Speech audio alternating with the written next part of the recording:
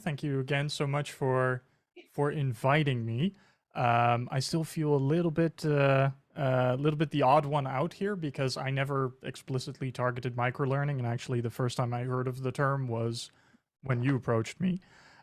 So we'll see how I do, but if it doesn't fit within the rest of what we're talking about today, please don't come and kill me.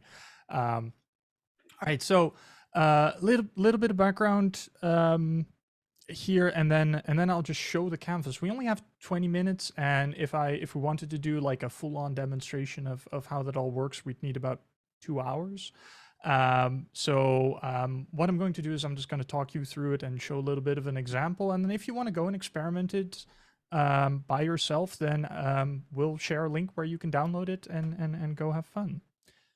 Um, before we start though, does everyone know what a nudge is? Because I saw some people in the chat already responding to it, but are there people here for whom it is a completely new thing?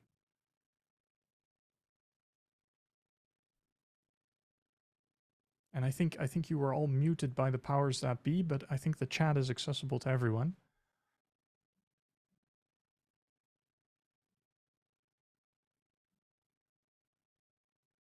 All right, new to me. Okay, so we'll do. If there's one person that doesn't know, then you all get a crash course. So a little bit of background. Then I've been in organizational transformations for I think the past 10 years or so. I'm very active in the lean and agile space. And when you want to when you get invited into a company and you want to transform the way that people are working, right? By invitation, you kind of the standard approach that a lot of companies take, and that I also used to take was, well, I'll go in and teach them, right, and show them how what better ways of working are like, and then coach them on the job, and it's all very active. And well, I'm the success rate of transformational work is so appallingly bad that I still wonder every day how I have a job. I think about somewhere in the 90 to 98% range of organizational transformations fail, which means that if I was a surgeon, I'd probably be losing my job, but actually I do well enough for myself.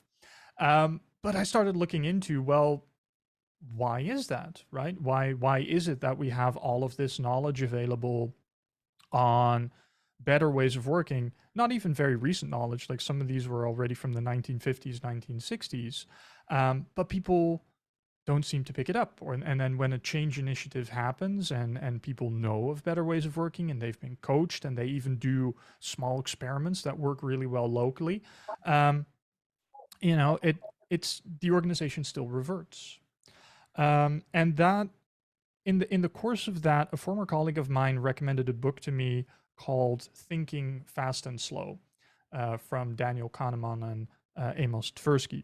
And there they introduced me to this concept of System 1 and System 2. And that was a real eye opener for me, right? This idea of, all right, you have your System 1, which is your automatic behavior, which is your lizard brain, which uses pattern recognition. And it's all automatic and it's all unconscious. And then when System 1 can't figure it out, it calls System 2, and that is our conscious brain, right? That's, when you're using System 2, right? It's when you do conscious thought. And so I realized at that point that all of the effort that I had put into my work was very much targeting that System 2, right? Is trying to make people more conscious of the work they do, which is fine, right? I approached people as if they were individuals with free will that thought about what they do. But the more you dive into that topic, you find out that actually is the wrong approach, because it turns out that biologically we hugely favor being in System 1, being in our automatic way of being. And the reason we do that is because it's very energy efficient, right? It turns out that thinking costs so much energy, right, biologically, that we are evolutionary optimized to do it quite the least amount possible.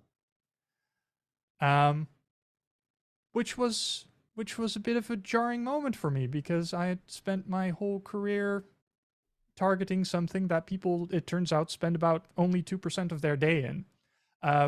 So then what to do instead? And that's when I got to nudges. Now, nudge theory is something that was developed by or popularized, I should say, by Professors Richard Thaler and Cass Sunstein, who also wrote some popular science books around it.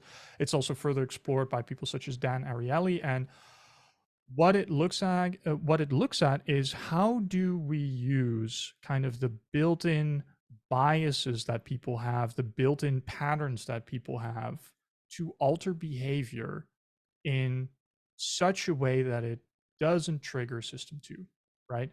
While still preserving freedom of choice. So I think at this point, I'm going to start showing pictures. And again, if there are any questions at any time, please ask questions. I love teaching very interactive things, and it is weird for me when I talk for more than 10 minutes at a time. So zooming in, all right, the official definition from Taylor and Sunstein is that a nudge is any aspect of the choice architecture that alters people's behavior in a predictable way, without forbidding any options.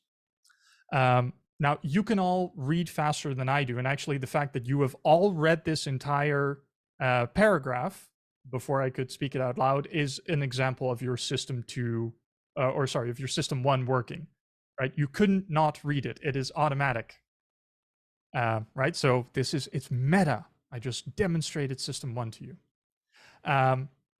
But the point of nudges is, because this can be a very conscientious topic, because you are affecting choices, is that a nudge is not a mandate, right? What you try to do when you create a nudge is you're trying to make one choice easier for someone than another, without taking away their freedom of choice. We're just making it easier for them to show the behavior that we want to see. If you've ever been to the airport over at Schiphol, you use the men's toilet, you might have seen the fly in the urinal, right? That's one example of a nudge, right? It actually turns out that if you aim at the fly, it's cleaner. There's less spatter, right? Most people, they don't think about, oh yeah, I should aim at that, it'll be cleaner and more hygienic. No, they don't even see it at all. They just, black thing, aim for it. So we can use this to our advantage when we want to create better workplaces for people, when we want to make it easier for them to focus on things like customer happiness or mental health or those sorts of things. So that's kind of what I set out to do when I created this nudge canvas. The nudge canvas is an approach that you can use by yourself or with someone else or with an entire team, or perhaps even with people involved in organizational change, to make small alterations in the company in a way that doesn't impact the way people work immediately, that doesn't require them to spend a lot of time and energy and focus on it, but that just makes it easier for them to show the behavior that you want to see. And this canvas is available online. There is this example format of it. So I can let me just talk you through what that would look like, right? And this is based on a real case. This is actually based on the first time we used kind of a proto version of this nudge canvas at a client. So we had a problem, right? The problem was that people were staying very late in the office. And we think that contributes to burnout. We actually saw burnout rates going up in that company. And so we were looking for a way out of that. So our goal was, well, we don't want people working overtime. We can't control them when they work from home, but we can certainly try to see if there's something we could do in the office to make it easier for people to not work that hard. which is a very 2020 thing to say, but all right. So first thing we did is we just looked at, well, what are we seeing happening right now, and what would we like to see instead? So we went out and we actually talked to people, right? We see that people are staying late, that commitment, that overtime is seen as commitment, and that it's a normal part of work, and that everyone's always online because they use Teams. And what we would like to see instead is that, well, not being online all the time is normal, and that overtime is an exception, and that everyone thinks, oh, why are we doing this? This is weird. That becomes something weird to talk about, right? And that communicating your own limits is seen as positive. So that gives us kind of an image of where are we now, and where would we like to be. And then we kind of started exploring, right? And part of that is just observing people, is talking to them, is also looking at the incentive structure. And what we were kind of trying to figure out is, well, what makes it, from a system 1 perspective and a system 2 perspective, what makes the current behavior easy, right? Why is it so easy to work late, right? Without even thinking about it. And I'm getting some background from someone. And looking at much more of a system 2, right, which is where those conversations came in, is, are we actually promoting this behavior somehow, right? And we got some feedback there, right? It was easy because everyone else is in the office, and it's not treated as a problem, and the lights stay on all the time, and the coffee is available all the time, and you know, when your office doesn't actually signal to you that the workday ends at 5, but everything stays on until 8, 9 in the evening, right? There's not really a trigger for you to leave. And at the same time, right, if we look at promotion, you know, other people are doing it as well. And worse than that is those people that are working really long hours are praised for their commitment, right? So it's good for your career, right? And your whole team is there, and your boss might even be there, right? And they do your performance review. And so we use that same approach to look at, well, what is making the behavior we would like to see kind of different right now, right? Again, both from an unconscious approach, right? Looking at system 1, what makes it so that you that you're not even thinking about leaving early, right?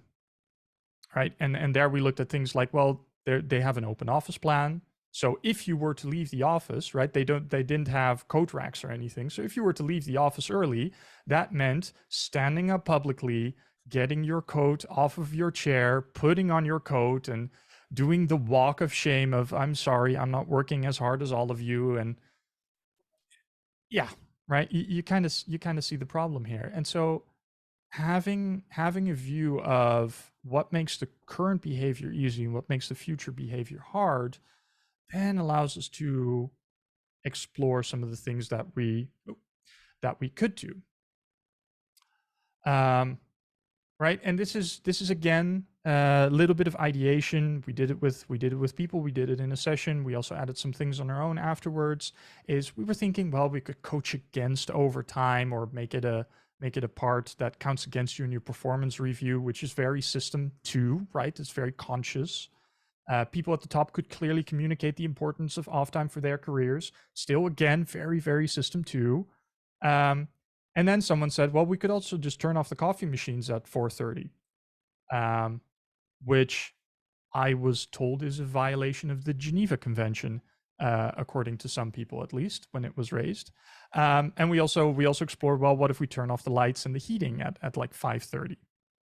And we also looked at things like, how could we make the future desirable behavior easier, right? Could we make leaving early less visible? Could we remove that walk of shame? Could we get rid of the open office plan? I hope one of these days we can get rid of the open office plan, but that's a separate conversation. Right? Could we turn off email and Teams notifications after office hours? Again, this is something that we could do on the IT side of things and make it an opt-in process. All right, so that led us to designing some experiments.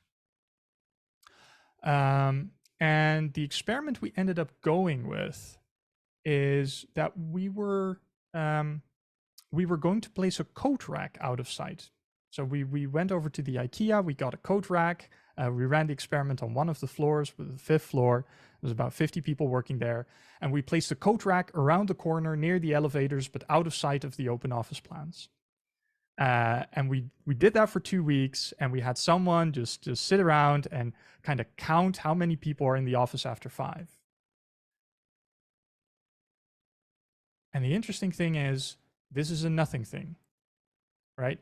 If I'd run a traditional change project and I had gotten the mission of you need to reduce overtime, there would have been a change program and awareness sessions and life coaches and yada, yada, yada, and reminder emails sent out. We spent $15 on a coat rack and we left it around the corner for 2 weeks. And the amount of people doing overtime in those 2 weeks reduced by 1/3.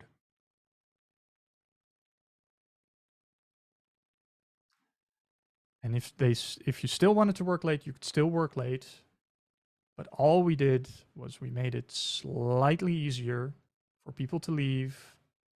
And the important part of all of this, right? Because we did do this with a group. We didn't involve the people at the 5th. The people at the 5th didn't know that we thought overtime was a problem. They didn't know that we were running experiments. We didn't even tell them we were placing a coat rack. No, there was just suddenly a coat rack on the 5th. And in 2 weeks' time, the amount of people working there after 5 reduced by 2 weeks. Right? And that, I think, is the power of nudges. And that's why I created this canvas. Because I think ultimately work is already hard enough.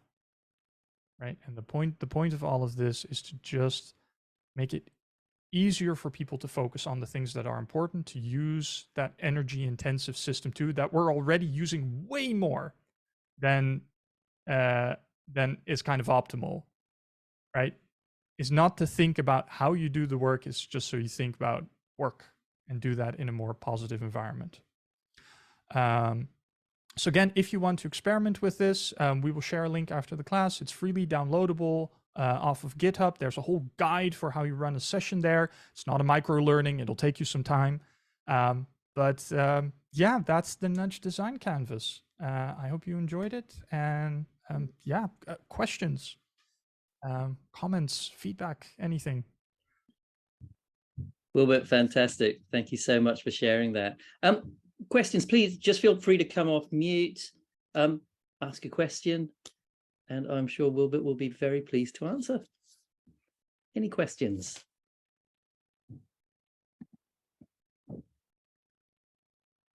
Or let me ask a different question. Let me ask, is there anybody out there thinking about, that something like a nudge might potentially could be, what they've been thinking about, but haven't been quite sure how to take that next step?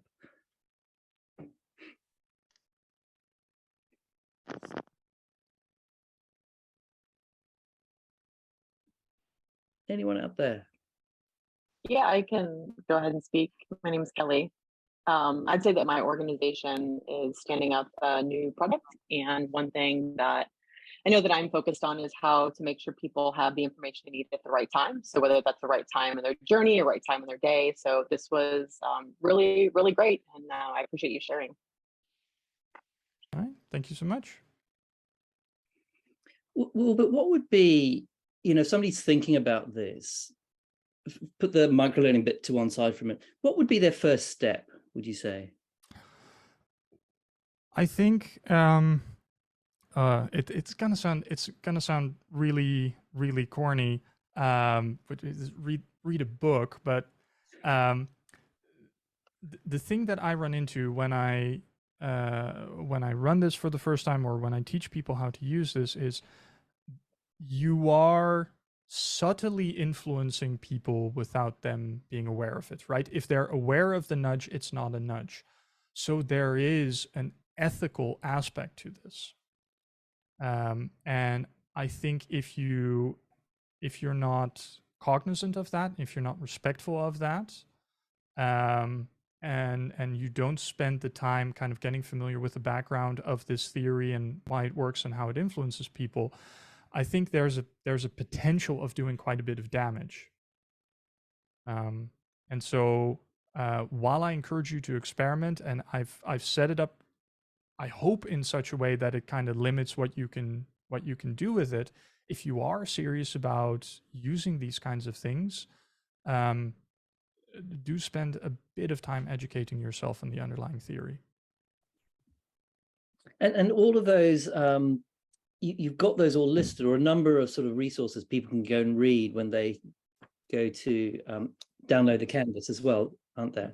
I think. Yes. Yeah. Okay. And we'll share that link as well, or else you could just do a search on the nudge canvas, I presume. Yeah. And if you want an example of where you currently can see nudges online, is we all found this place through LinkedIn, right? And you saw like a notification pop up, or you saw a message pop up. Why do you think that little number with the amount of notifications is bright red in a website that is for the rest of it blue? It makes it more attractive to you to click on it, right? You are drawn to it. You open that notification before you even realize you're opening it, right? And that's I think the other part to the ethics of it is, like it or not, right? When you get into this material, all you see is nudges around you.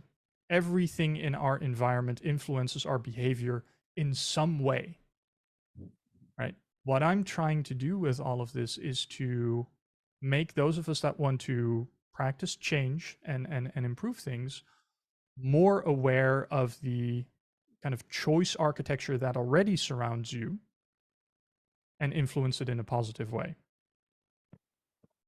Right. So there's no, you're already surrounded by nudges. Right. But we can make them better.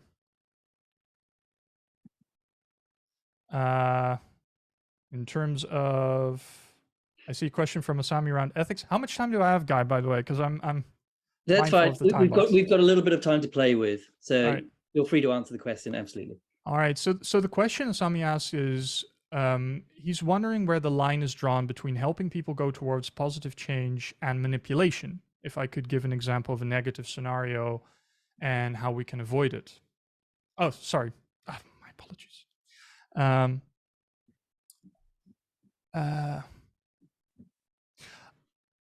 So there's really bad examples we can give, but I'm going to give you a very benign one that we see these days.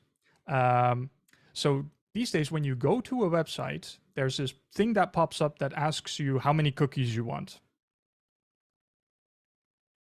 Right? Very annoying. Every website now does it, right? Do you want it? And some of them will have a very big, usually bold-faced, very colorful button that says accept all, right? Which you just want to click because it's big, it's there, it's blop out of the way. And then they've got a reject all or an adjust cookies link. Usually it's there, but it's in kind of the same font as all the rest of the text that's there. It's not very clear that it's a button. It's substantially smaller. So even though you have the choice to click on that button and opt out of cookies, they've made it substantially easier for you to just accept all of them, right? That is manipulation, right? That is not in the best interest of you.